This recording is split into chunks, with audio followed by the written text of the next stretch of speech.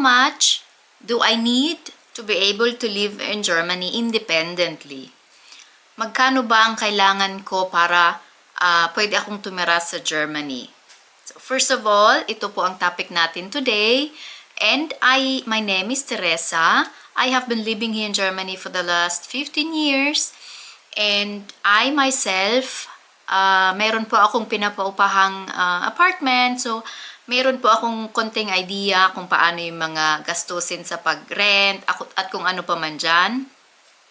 At ang background ko po sa aking trabaho, I graduated here in Germany as Kauffrau für Büro Management. That's a 3 years course dito po sa Germany.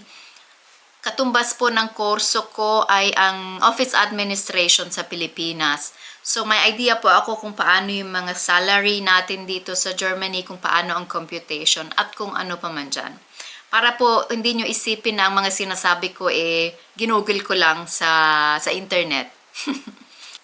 First po, usually kapag mag-rent dito, depende kung ikaw lang mag-isa or may kasama ka. Ang normal na sizes ng mga apartment is between 35 square meter, maliit na po yun. Pero kung 2-bedroom apartment, which is 1 bedroom and 1 living room, usually more or less 50 square meter. So, bale, yun po ay pang 1 person, maximal 2 person. Ang rent po, para madali nating ikwentahin, ay may cold rent at may warm rent. Dito sa Germany ang tinatawag. At may ginawa din po akong video. So sana po panoorin nyo at para maintindihan nyo din kung ano yung difference ng dalawa.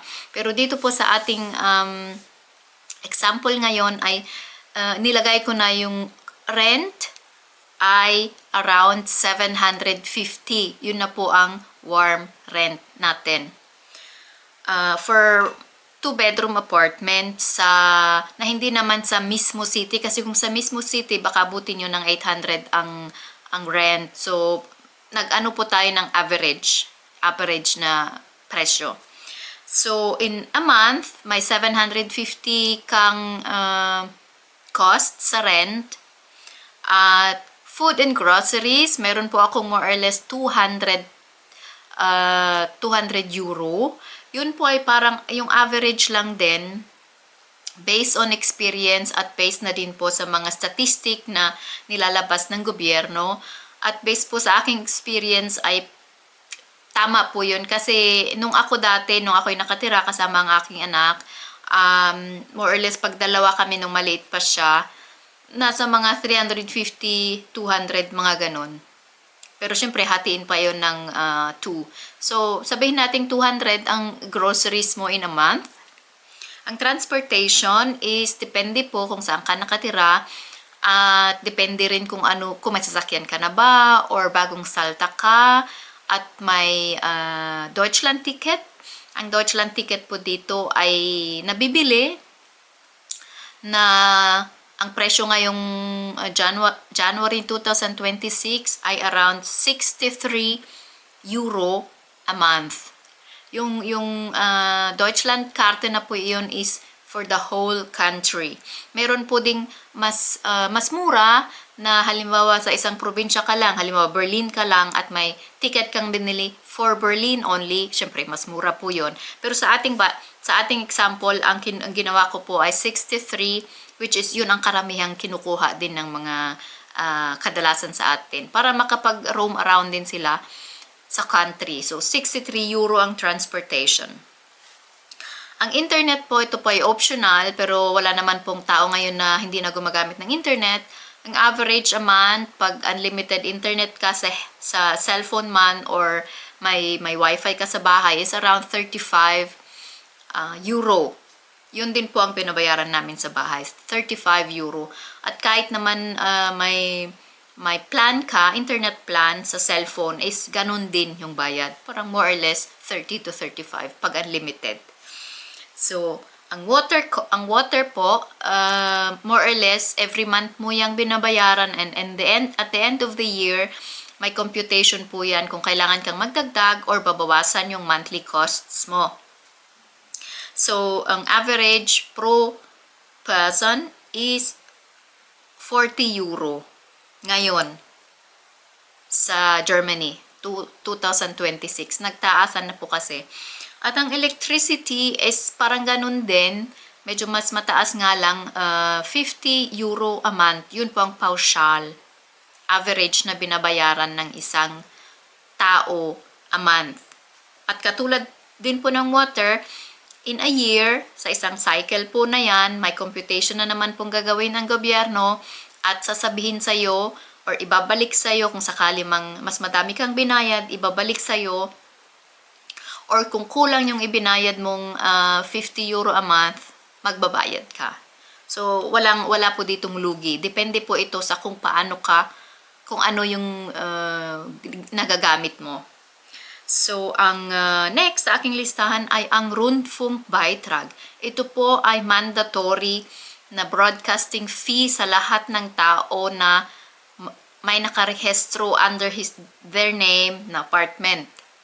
Pero sakali mang nakikitira ka sa isang household na hindi separate yung pangalan doon, ay wala kang babayarang ganon. Pero kung may sarili kang apartment, magbabayad ka nun ng yearly. So, around Rundfunkbeitrag is 18.36 euro a month. Fixed price po ito. Pwedeng monthly, pwede kang quarterly or every half year o the 1 year kang babayaran.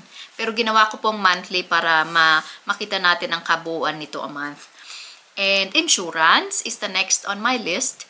Lahat po dito ng may apartment ay may insurance. Ang Hausratversicherung, yun po yung kapag may nasira sa wohnung na tinitirhan mo para hindi mo bayaran from your own pocket. At kung hindi mo naman kasalanan, yun po ang purpose ng Hausratversicherung. May mga Hausratversicherung na over 35 a year or 36 to 40 euro a year. Ginawa ko siyang monthly, kaya nasa 3 euro a month tayo. And aside from Hausratversicherung, ang kada tao po dito ay may privat Haftpflichtversicherung. Meron po ako, meron lahat ng tao dito, yun po ay hindi naman mandatory pero yun ang ginagawa nila. Ang privat Haftpflicht po, ang purpose nito ay kung sakali man na may nasira kang property ng ibang tao. Ang magbabayad po noon ay ang iyong privat Haftpflichtversicherung, ang iyong insurance. For example, naglalakad ka sa labas at nasagi mo ang isang bicycle na nakaparada sa labas at nasira siya. Siyempre, magrereklamo yung may-ari. Ang magbabayad po noon ay ang privat Haftpflichtversicherung. So, yun po ang aking nasa listahan kasi yun ang parang kabuuan ng kailangan mong bayaran. Lahat yung iba po ay optional.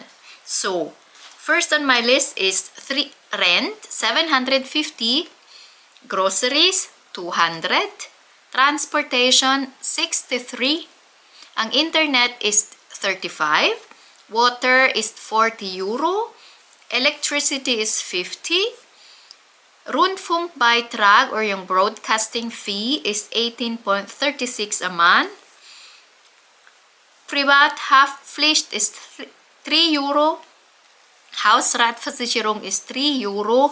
Ang computation ko po dito ay 1,162.36 cent. So, mahigit isang libo ang kailangan mo para makatira ka dito as a normal person na hindi naman ikaw yung super duper mahirap at hindi rin naman kayamanan. Parang yun yung minimum na kailangan mo para makatira ka dito. At kung pumunta ka naman dito ng may degree kang pumunta at ikaw ang nagtatrabaho as nurse, kayang-kaya. Kasi ang nurse po ngayon, may mga mataas na po ang mga sahod nila, around 350, 3,500 to 3,600. Depende po sa kung anong state ka nakatira. So, pwedeng po yung bayaran mo. You can live on your own. Yun po ang good news. At may video po akong ginawa niyaan kung magkano po ang salary ng isang nurse at kung ano po ang maibabawas pa sa kanilang sahod. Kung ano yung amount na maide-deposit sa kanilang bank account. May video po akong ginawa at sana po panoorin nyo. Baka po may matutunan kayo. At kung sakali mang alam nyo na at may mga bagong kababayan natin na nagtatanong sa inyo ng mga tanong, please share. Thank you! At sana po may natutunan kayo kahit man lang isang sentence sa mga sinabi ko. At kung sakali mang may katanungan, please comment down below. Try ko pong mag-research or try ko pong mag-tanong. At sasagutin po natin ang inyong mga katanungan sa higit ng aking makakaya. Maraming salamat at sana po ay natuwa kayo kahit konti. Thank you. So ulitin. Bye-bye.